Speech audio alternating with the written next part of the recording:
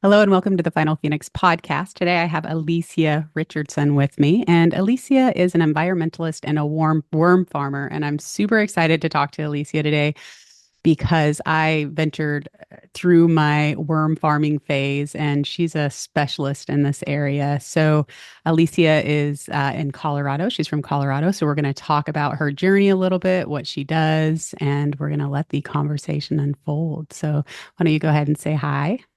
Hello, everyone. Thanks so much for joining us today.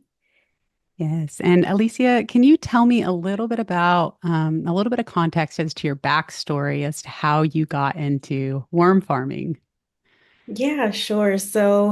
Backstory, I've always kind of been a little flower child.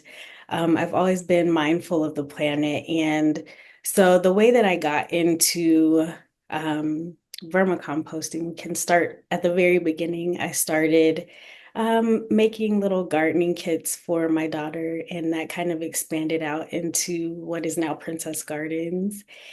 And 2018, I started my juicing journey so that I could, live that healthy lifestyle. And I didn't want to throw away all the pulp that comes after you juice. And so I'm terrible at regular composting. So I wanted to figure out a good way for me to divert that pulp from the landfill, but still have space in my small apartment where I was living. So I jumped on Google, of course, and found vermicomposting, and things just kind of unfolded from there. I got some worms from my neighbor, got about a quarter of a pound and started feeding those little worms my juicing scraps. And at that time, I was making candles and selling them at a farmer's market. So on my first harvest, I took those castings with me to the farmer's market and ended up selling out. And so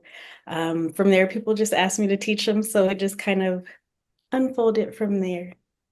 Yeah, so it sounds like it started as like an interest and then it's kind of unfolded into a passion. It has, yeah, for sure. The worms, they captured my little heart. And they did.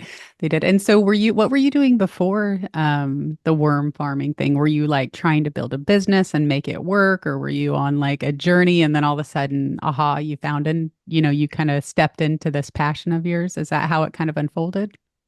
Yeah, so I actually was building a more of a holistic healing business. I was a massage therapist, yoga instructor, meditation and breathwork instructor. And excuse me, and so I was in the process of building up that business. It was heart healing. And so it just kind of, from what I've noticed, is it felt like these two topics were so like far apart, right? Like worm farming and helping people on their healing journey. And what I found is that they really mesh really well because nature is one of the things that has helped me heal along my journey. So yes, I was building up that first building business, and then it just kind of rolled on into the worm farming. That's amazing how says, no, go this way. And you're like, okay. But, I can relate to that because I was doing like, trauma recovery for helping people get through that because I had been through that. I'm also a certified yoga teacher. Can teach meditation and breath work. I kind of went through there, that realm as well. And I ended up doing business coaching. And it seemed like two very different sides of the coin. But I'm like, wait, our spirit is involved in all of this. And, Absolutely. our essence, right, is in everything that we do. That's right. Um, and our passion is something that's kind of, um, it's an expression of us. Hmm. And I feel that, when somebody's like in their I don't want to say niche, but like in their area, you can really feel that they love what they do, right? Yeah. And that everything before that point kind of prepared them for that. Do you feel like yoga and breath work, all that prepared you for where you are now? Oh my goodness, yes. I think at the beginning of my journey in vermicomposting, I felt like all of the experience that I had with the massage and yoga and things like that, I felt like it was kind of a waste of time. I was like, I went through all of this and now I'm going into this, like, there's no correlation. But as I dive deeper into this work, it's like it's absolutely a correlation, especially for the way that I farm my worms.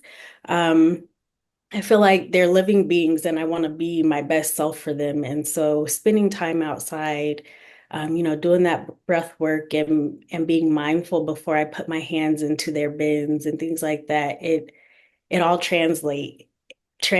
And now um because I have that knowledge from I guess my previous career as a massage therapist, um, or just a holistic healer, I should say.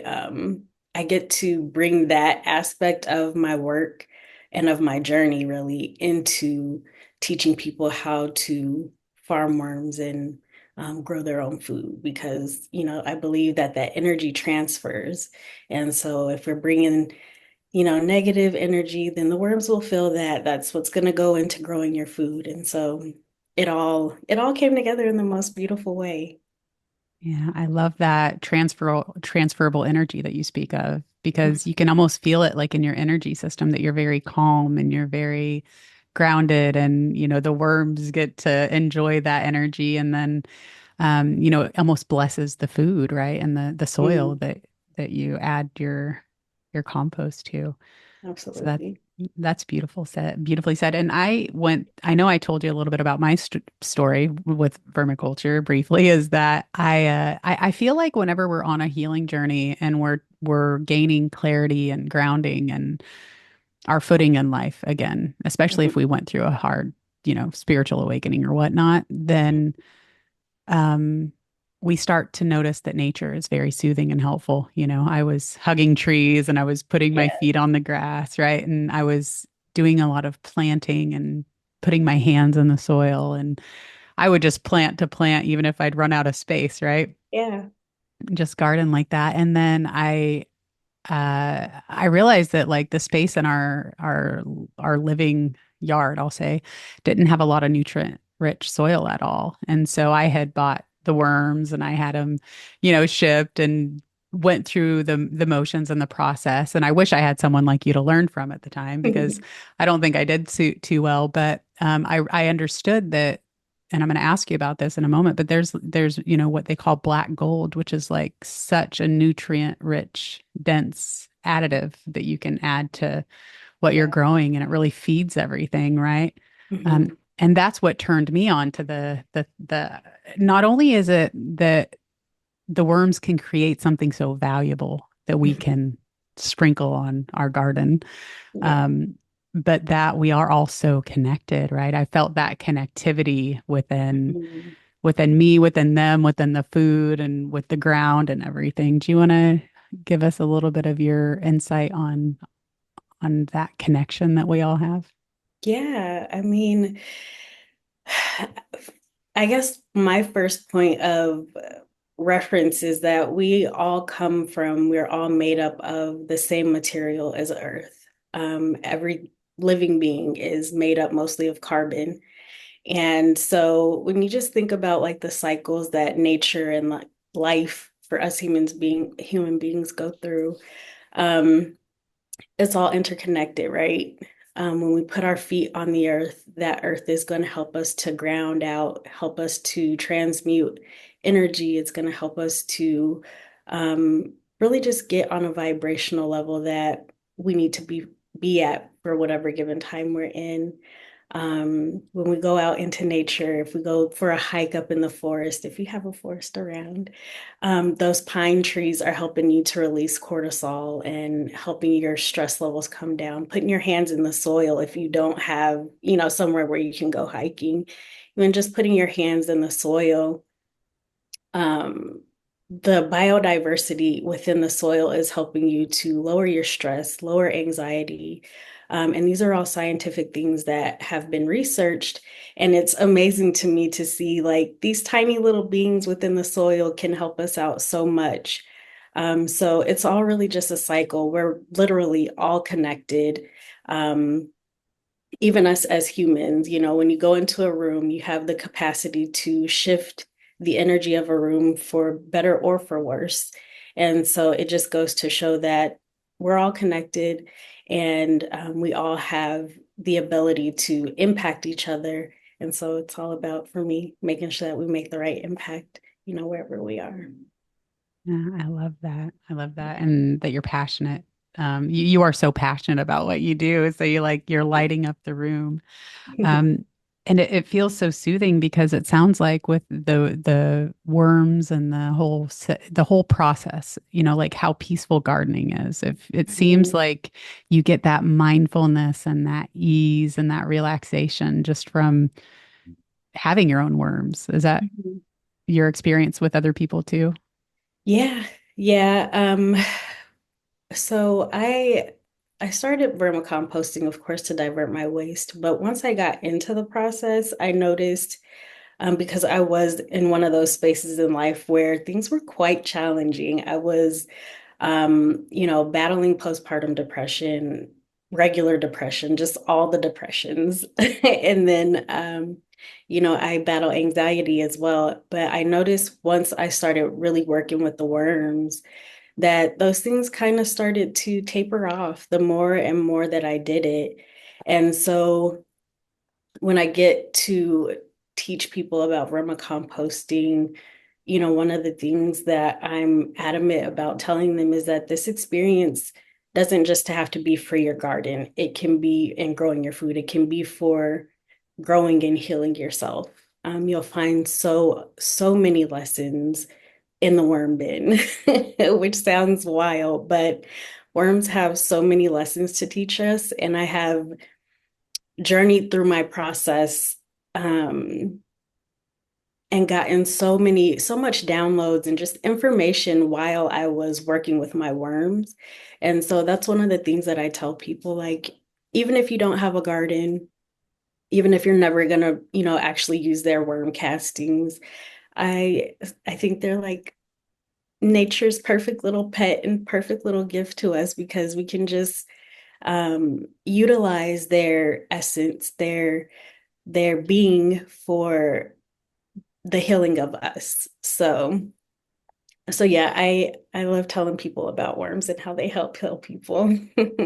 Yeah, and they did seem like a little pet to me, right? Like I had them right outside my kitchen, in a bin, and I was like, "Oh, here's your food," and it's amazing to just watch how they devour it and just Hmm. recycle all of these bits and pieces of scraps, and then you get to use that. I was like, "This is brilliant." Like, why would I go and buy plant food or whatever for the garden when I can just make this for free, basically using scraps that I have. Exactly. I love that I tell people it's a sustainable process. Once you have your worms in their little home, until you're ready to like elevate and expand, you don't have to purchase anything. They have everything they need right within your home. You just feed them your scraps and they're gonna do what they do. That's great. So tell me a little bit about the black gold. Can you educate the listeners a little bit on what that is from your perspective? And Yeah. So black gold is essentially it's worm poop. But the benefits that come with that, it's like the world's most beneficial poop. So it has nutrients that are gonna help to feed and nourish your plants when it goes into the garden. Um, and but one of the things that I find most amazing about worm castings, worm poop, black gold, is that it is very biologically diverse. There's so much life in worm poop, and that is what actually helps soil to be healthy. That biology that is living within the material, the black gold. And so that's what actually helps us as humans heal. It, of course, helps our plants to grow. Um, I don't know how deep you want me to get into it, because no, I go for just it. when there is the right balance of biology in your soil, you can grow your plants without any pesticides, herbicides, all of these chemicals that people will spray on food to keep bugs away or to prevent diseases. All of these worm castings, the black gold, it is a natural solution for all of these things.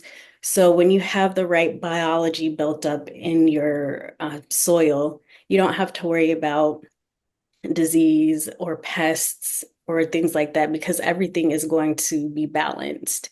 The bugs or the living organisms in your soil are going to help prevent or call in bugs that will either eat bugs that will harm your plants, or they're going to just naturally repel them on their own. So it's so much that I could go into about the black gold, but it helps to bring balance and restores like nutrients as the plants need them. So it's going to help your soil to be water resistant, or not water resistant, but help it to be absorb and retain its water so that you don't have to worry about drought and things like that.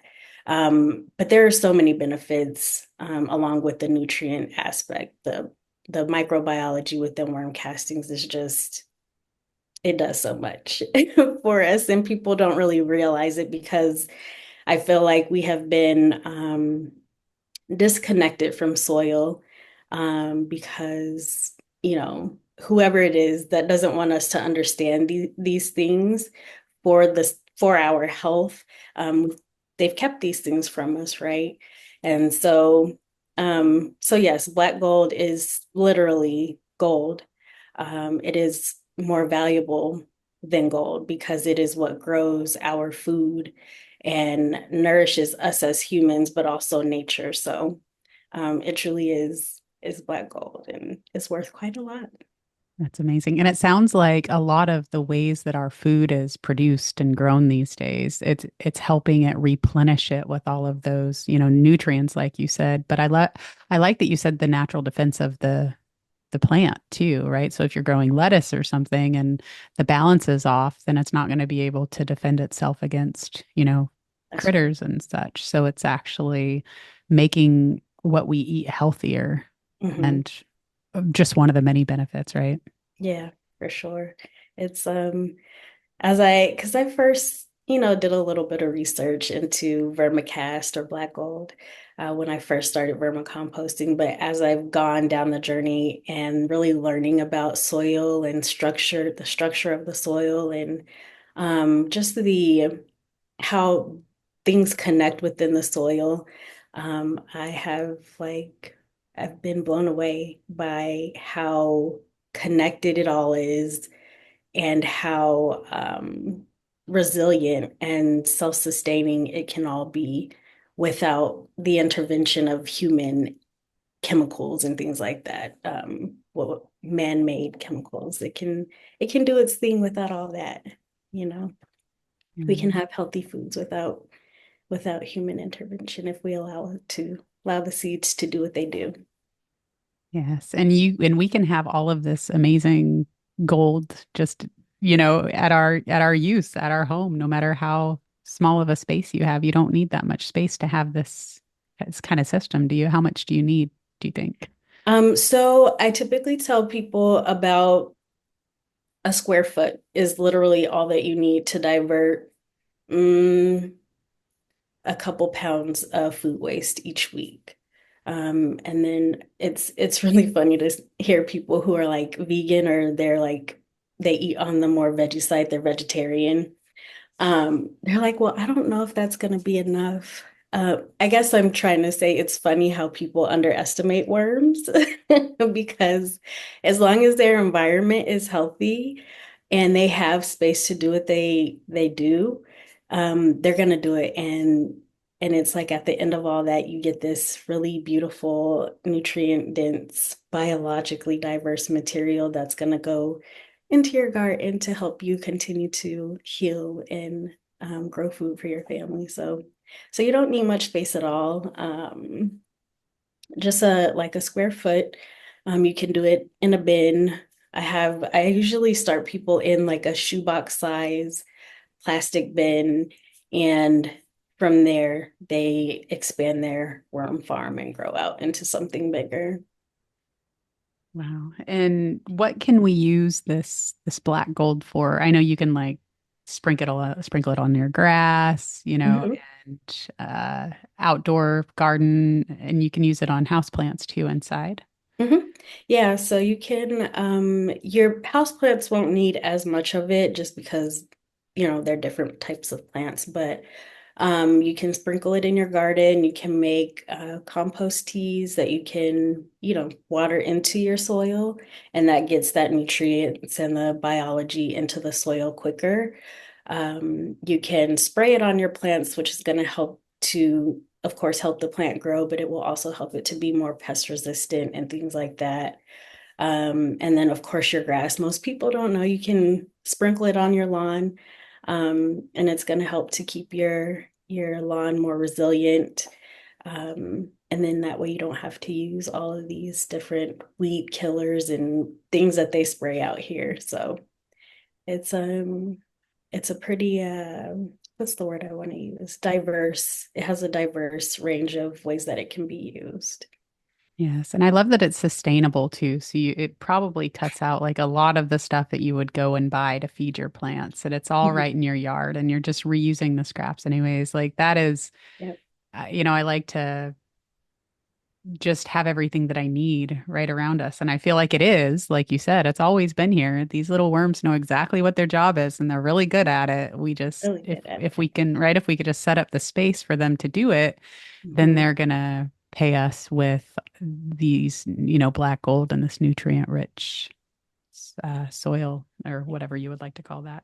Yeah. Um, so what do you tell people that are like, I don't like worms. They're so gross. Like I can't imagine having worms in my house or outside of my house. If it kind of gives them the heebie-jeebies. I mean, Mhm. I feel like this conversation alone makes me just more connected to them as a pet, as like there might be 1,000 in there, but there's really just one super cool, essence or spirit, like you said, Yeah. doing its job really well, right? But what about the people that are like, I don't know. I don't know if I want worms. What do you tell them? I get that a lot. People are like, I cannot do the worms, sis. I can't have worms in my home. I can't touch them. And for people that are, on that part of their journey, um, I typically tell them that that it's okay. You can find someone who vermicomposts near you or just regular compost to divert your scraps that way. Um, but I also tell them to look at it as a pet. And when people take it with that mind frame, they're like, okay. I'm like, you don't even really have to touch them. They prefer that you didn't. So really all you have to do is just kind of dig a hole and drop their food in, sprinkle a little carbon in there and cover it up, and that's all you got to do. Like they don't really want to be bothered by you. So, you guys can keep your distance. And I have converted people that were like, I can't do the worms. And I'm like, just dig a hole, drop their food in, add a little bit more carbon, cover it up and be done for the week or 2 weeks, however often you want to feed. But it's I think it's so beneficial that once people hear me kind of talk about the worms and their process and how beneficial they are, they're kind of like, okay, give me a couple months, let me get myself together. And then they come back to me and they're like, okay, I'm ready to get started. So, Yeah. That makes perfect but sense to me yeah. because it's like it's missing. It feels like the way that you talk about it, I feel like it's just missing. And we're not used to worms, right? We have been kind of deterred from even paying attention to what they do, right? And they have such a big job on the planet. Mhm. So it makes sense that you kind of just get over that and you just fall in love with Mhm. the ecosystem that you now have. Right. Yeah. And then people I've noticed they're like, once they do get started and they see how the system works, they're like, oh, I should have started this sooner. And I'm like, it's okay, you're here now. Enjoy and embrace, um, the fact that you get to watch this process because it's really, really amazing. I'm amazed every time I go in to feed the farm. I'm like, whoa, you guys are really doing your thing. It's amazing to see them work, truly. Yes, and they work hard and you don't have to do much, right? What's the maintenance around something like this? Like a So small 1 foot kind of get started, what does the maintenance look like? yeah, so I guess I'll tell you like the process for my home bin. So we're cooking dinner, we have vegetable scraps, we have just a plastic bag that we keep in the freezer to dump all of our kitchen scraps in. We leave that in the freezer. I feed them once a week at home. I feed them once a week. And so on their feeding day, I'll go grab our little bag of kitchen scraps that are frozen, pull that out.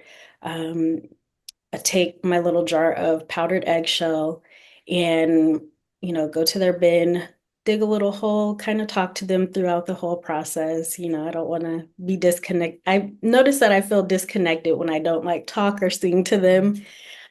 So I kind of talk to them, sing to them, dig a hole, dump their food in, sprinkle it with eggshell powder, add a little bit of either crushed up leaves or shredded brown paper bag, and cover it up and put them back in their little spot, and that's it.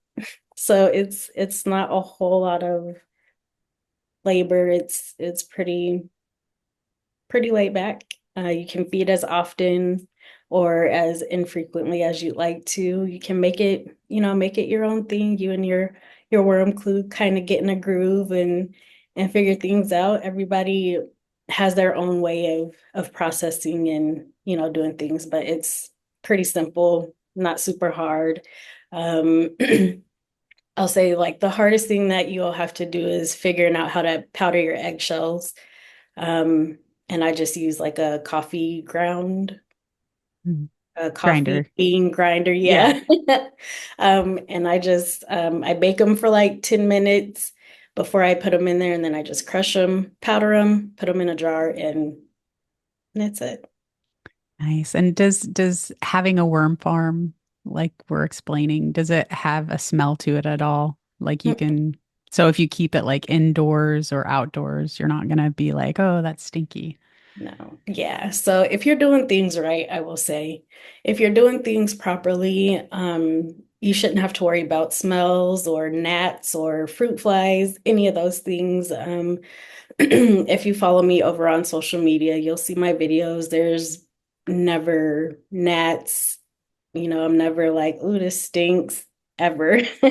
So as long as you are doing things properly and um, not overfeeding your bin, smells and pests for the most part should not be an issue.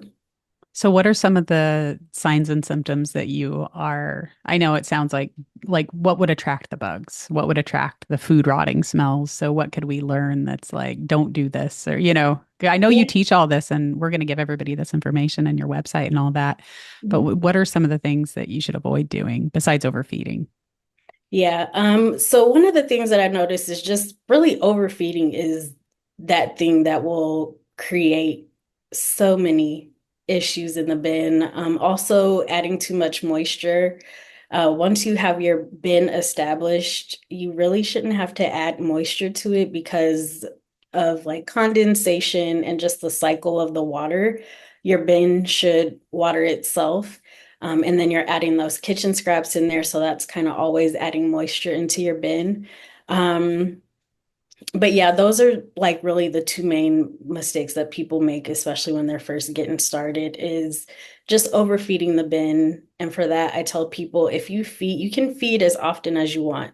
But if you go back to feed the next time and there's still kitchen scraps, a good amount of kitchen scraps in there from your last feeding, don't feed again until it's almost gone.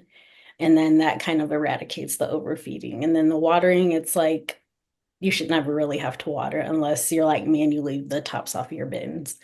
Um, but yeah, so those are the two like major things that people will do.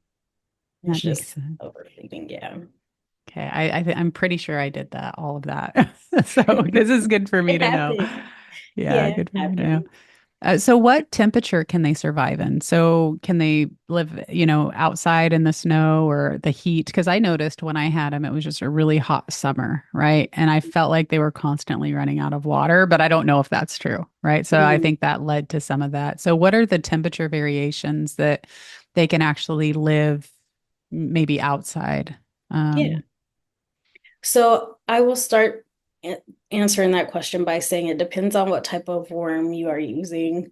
On my farm, we use red wigglers and European night crawlers. Every species of worm is going to be able to survive a different, environment. Um, so I will just speak to red wigglers because that's they are who I typically suggest people start out with because they are hardy, they're very forgiving. Um, so as far as temperatures go, they can survive in anything that is above freezing. So 32 to about 85, 90 ranges where they start to get uncomfortable when it's hot outside. And this is the temperature, excuse me, inside the bin. Um, so you just want to make sure you kind of, if they're outside, you want to make sure that you're covering really well in the winter. Just making sure that they have, when I had a bin outside, I had like leaves, of course, a bouquet of flowers that I had, covering the top of the soil. And then I covered all of that with a big burlap sack to help keep as much heat in as possible. And my worm survived that winter. I'm in Colorado, so we we can get pretty cold. But I think that year we had dropped down to at least -2, not for a long stretch, but for like a day or two, it had gotten pretty cold. And then I came back in the spring and there were still not the whole clue. The whole clue wasn't there, but there were cocoons and there were a few, adult worms. So they can survive in colder temperatures. And then when it gets hot, you just got to make sure you're adding frozen water bottles with the caps on to help keep things at a comfortable level for them because they're like us. They regulate through their environment. So they like the same type of temperatures that we do. Like 75 is where they like to kind of do their thing. Fluctuating lower temperatures to a little bit of a higher temperature. That's where they like to kind of, you know, that's yeah. where So they find their flow best is yeah. around 75, 65 to like 80. So like what's comfortable for us pretty much is what's comfortable for them. And but there is possibility that they can live through, the winters and Hmm. um with Yeah. the proper uh nurturing. Yes. Yep. They will slow down in more adverse temperatures. They'll slow down or just kind of like if it's colder, they'll go into hibernation as nature does, right? If they're outside, and if they're warmer, they'll just, stop processing when it gets uncomfortable for them. Just like us, we don't want to work in the heat or the cold. Um, so they're very much like us. When those adverse temperatures come in, like on the higher range, they'll kind of go into a hibernation or sleep. Um, and then once things warm back up or cool down, depending on, things, they'll get back to work. Wow, it's amazing. And I know that you provide everything that you need to get started, right, on this vermiculture or vermicomposting journey. If someone is like, yes, this resonates with me, I want to do it. Can you Yeah, tell us a little bit about what it takes to get started? Um, and also, I just have a three-part question here. You ship the worms, right? I Directly do. from yeah, directly from your farm. So I'm amazed that they can live through the shipping, first of all, but I think that's fantastic because you ship nationally as well, right? I do. And also, I just want to ask you a little bit about how they breed because they reproduce. So you just buy the worms once, right? And then they kind of just have a life of their own after that, as long as you take care of them. Yeah. Yeah. Yep. So to answer your question, yes, I ship nationally. Although I do suggest if you are like super far East Coast, it's always best to try to find worms closer to where you are. They're going to be acclimated to your climate and things like that. But I do ship and provide worms. I have how-to starter guides, feeding charts so that you know what to feed them, trackers so that you know when you last fed, because for me, that even now is still an issue. I forget when I feed them. So, everything that you need for your journey. And then breeding. Yes, once you buy your clue, a clue is like a herd of cows, but the word for worms is clue. So once you buy your clue, they will just reproduce. They are what's called monoecious. They have all of the reproductive parts. They have both female and male reproductive parts. So as long as you have two mature worms, and the way to know if they're mature is they'll have what's called a clitellum, that little ridge that's on them that's a little bit lighter than their skin. That little hump on their body lets you know that they are ready to reproduce. So as long as you have two of them, so if you start off with 1,000 and you done killed all of them, it happens. As long as you have two that are mature, they will repopulate in time. That's so cool. It's so cool that I mean, and you could just buy a shipment of worms. And so if you don't have enough of those, can you get those separately, or do you just recommend that someone buy another clue? What do you mean? Like if they don't have, if you don't have the two worms that you Oh, need, yeah, maybe you mhm. only have one. What's your recommendation? I'm just curious. Yeah. Yeah, if you if you killed them all, which I have done, so don't feel bad.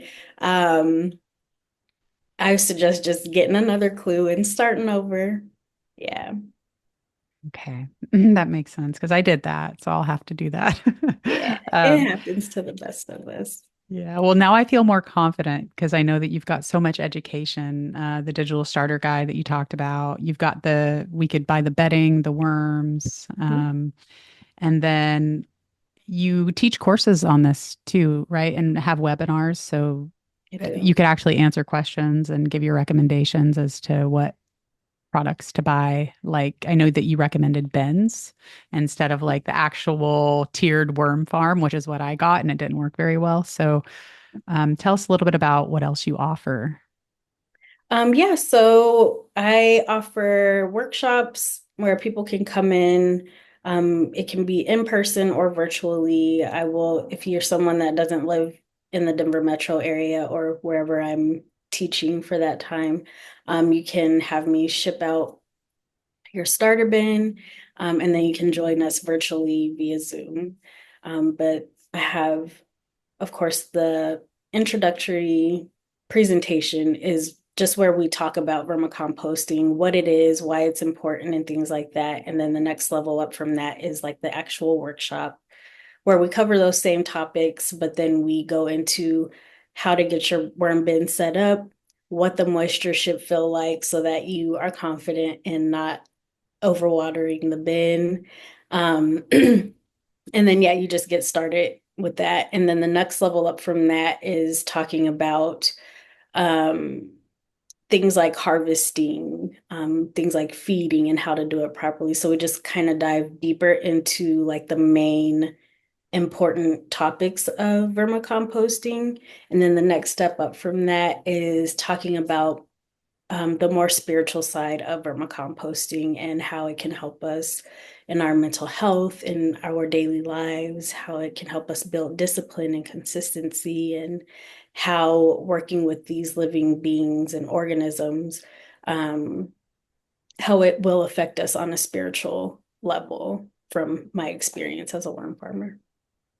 Yes, I agree. And is that all available on your website? So if somebody wants to check it out, do they join your community or what's the next best step for them there? Yeah, so if you want to find out more information, you can always head over to the website, pgwormfarm.com, and you can sign up for a newsletter. Of course, you can peruse the website and see what information jumps out to you for where you are in your journey. And then I do send out a monthly newsletter most months. I'm working on being consistent.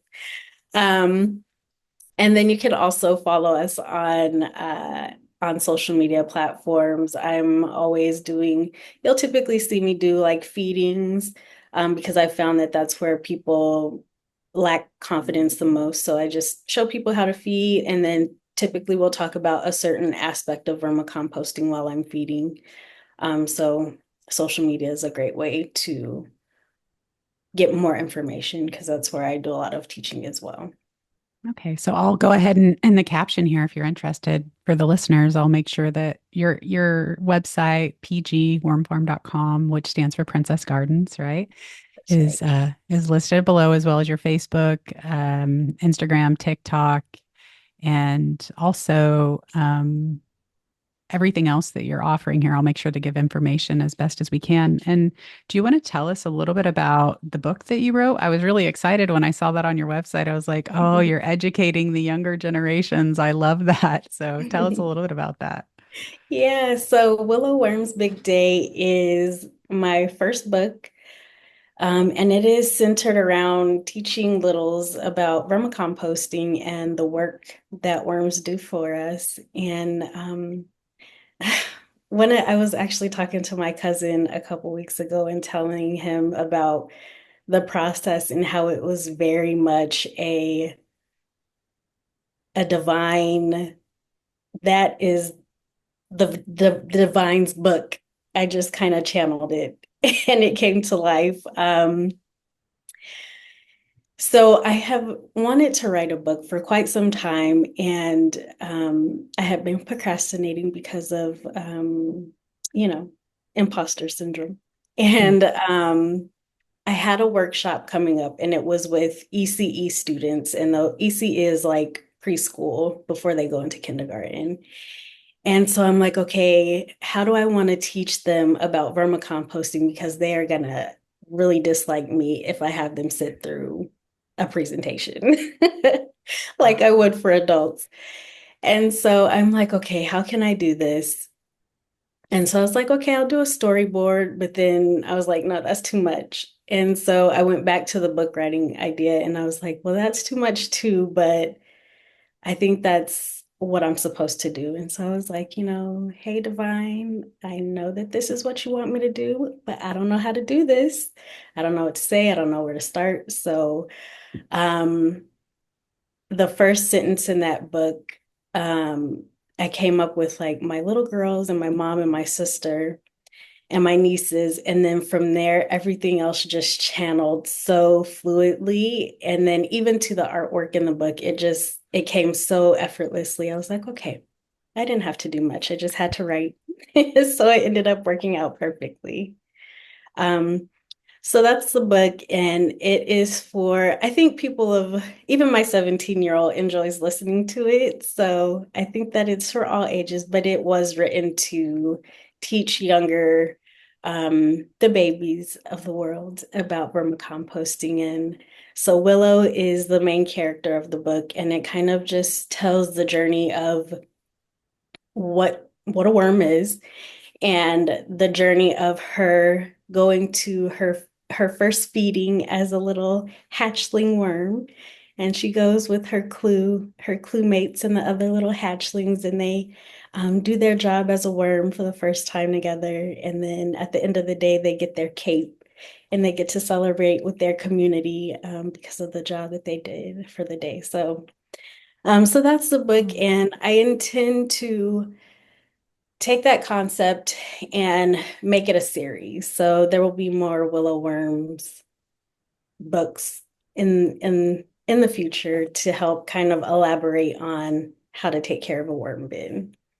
That's so cool. And I love your story, how, when we try to force ourselves to create something, because I've written two books now, and they were almost like not flowed. Like one of them, I can't quite put my finger on what I'm trying to say and articulate, but it seems like as soon as the opportunity presents that we need to create something, then it just comes out effortlessly, right? But if it's Mm. not if there, even if we have an idea that we want to write something or create something, if there's no recipient right now at the other end, Mhm. or at least in the laser focus, it kind of drags a little bit too long, right? But it came through you just like that. So It did. Yeah. It was really a beautiful process and experience. So I'm grateful for that. yes, and thank you for educating the younger generations because, like you said, it's something that we've long forgotten and it needs to be worked back into the education system and Mhm. back into the life of every human being because we are so interconnected, right? Just that Yeah. awareness changes our lives. For Oh, sure. wow. And so, is there anything else, like I said, I'll make sure that Alyssia's website and everything is added for the caption down here so you can contact her if you'd like to learn more, if you have questions, if you want to jump into her courses or her workshops, or even, get started. I recommend, I had a lot of fun when I did my own worm farm, and I just thought it was the coolest thing ever that I had such gold, like you say, right at my fingertips and in my backyard. And my plants were so much healthier, and Mhm. I didn't feel like I needed to spend money on, additives that were of what would you say are these additives that we add and these chemicals and stuff that we're adding the food, Mhm. that you get to the store, from the store, excuse me, how much stronger is black gold, do you think, than this I think, additive stuff that we buy?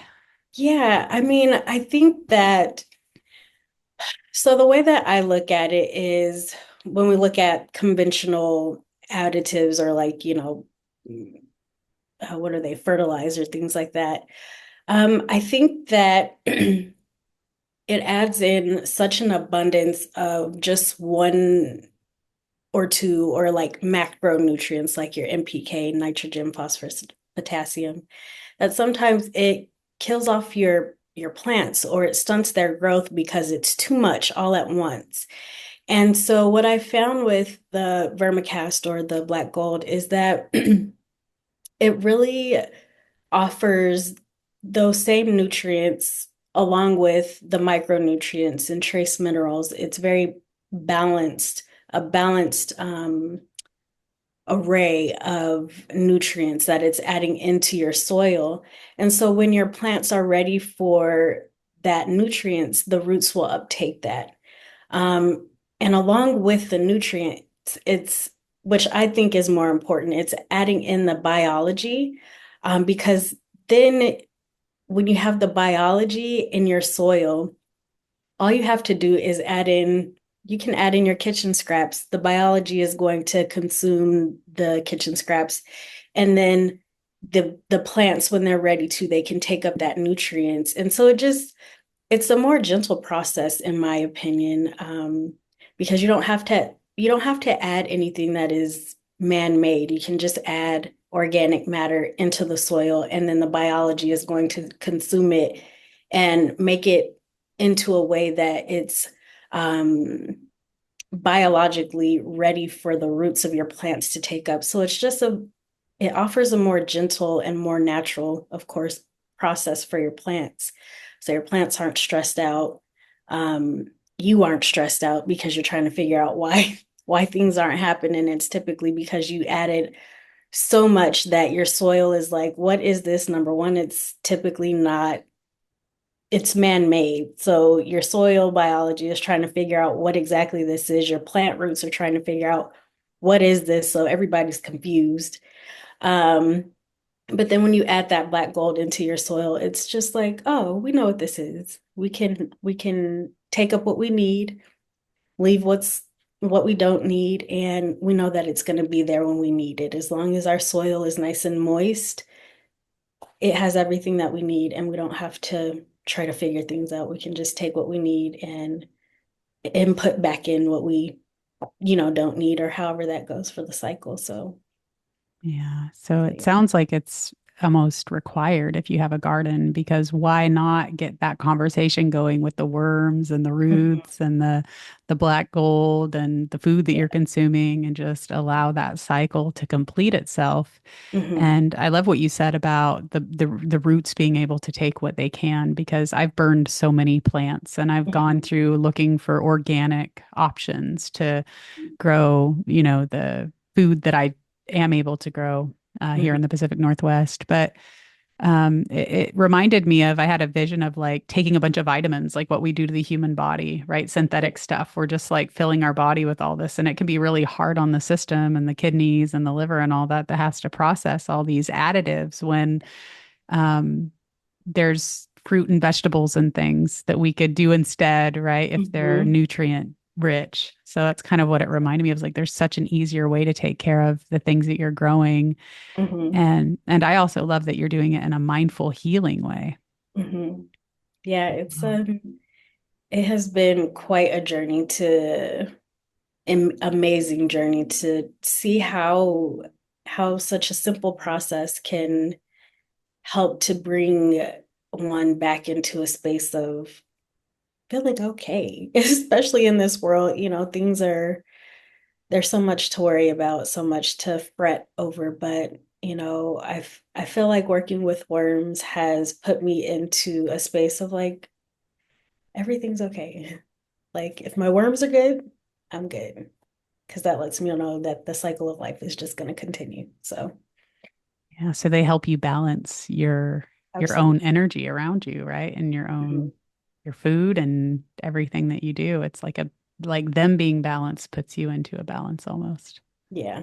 And it's like I think I spoke to this a little bit, I always try to be very intentional about making sure I get outside. So I found that me wanting to be and care for them in a certain way has kind of forced me to take care of myself in a certain way because if I don't take care of myself, then how could I ever go and take care of these worms? So they need me. So it's forced me outside. It was the most beautiful little push and force um, for me to get outside more, for me to get in the sunlight more, for me to, go on hikes and spend time because I want for my worms, because essentially I am holding them in captivity, if I'm being real. If I'm going to do that to them for the benefit of me and my garden, then I feel obligated to make sure that I'm taking the best care of them. And so the way that I can do that is not only by feeding them, good organic material, but also by making sure that I'm bringing them the best energy possible, so that they can thrive. So, It's beautifully said. It's beautifully said. And just being really good to them and like a pet. I love yeah, that. yeah, I Um, love on them like I would love on my dog. Well, not the same way, but yeah. but Well, yes. yeah, well, what I love about the worms is that they're not so hard to take care of, right? You have a house plant, and then maybe a step up from that is a worm farm, and then a step up from that is like a fish, right? So you don't even have to clean Mhm. out the tank. They're actually doing a job for you too. So it's that give and receive too. Kind of that Mhm. energy is reciprocal. It is. Yes, yes. It's I call them the world's easiest pets. They do a job and you don't even have to buy them food. You just feed them your scraps and they do the most amazing job. So, Yes, well, thank you for that. And Alicia, what is there anything else that you would like to say just about your journey, about inspiring others, from your journey, or any advice or recommendations if someone's like hesitant to even step into this arena, or, what would you like to share with everyone listening? it's a really beautiful question.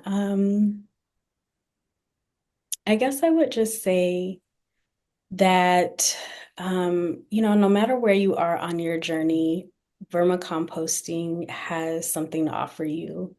Um, whether it is just a companionship, you might not be able to like pet them, but um, they offer a really beautiful companionship because it's like they give you space to just be who you are. And as long as you check in on them periodically, um, they're happy and they're healthy. And I think that does something for the human psyche, right? Like, I don't have to be perfect. I don't have to show up um and do all these things. I can be exactly where I am. And as long as I give a little bit of myself, this living organism is going to thrive. So that might be a little bit egotistical or selfish, but I think that it's okay. So, um, so yeah, if you are someone that is kind of hesitant or you're just waiting on the right time to start your vermicomposting journey, I think now is a great time to start.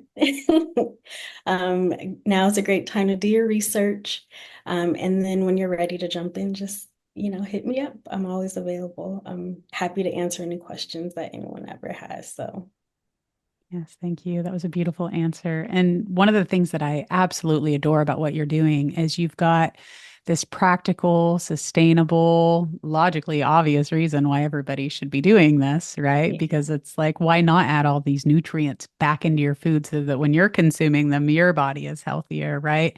Mhm. And also that reciprocal relationship that we talked about. I feel like, we're allowing more good to come in just by doing this, and we're also having something to nurture as well.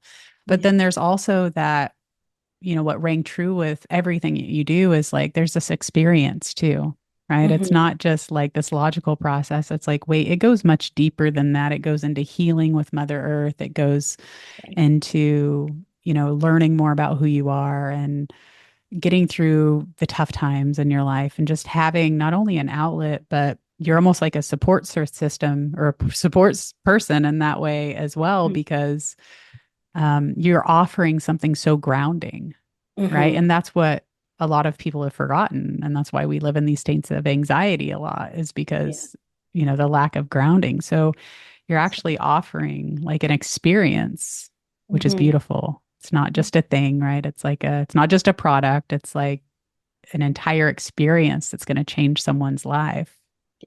And you get to change the planet at the same time. Divert your waste and heal yourself, It's beautiful.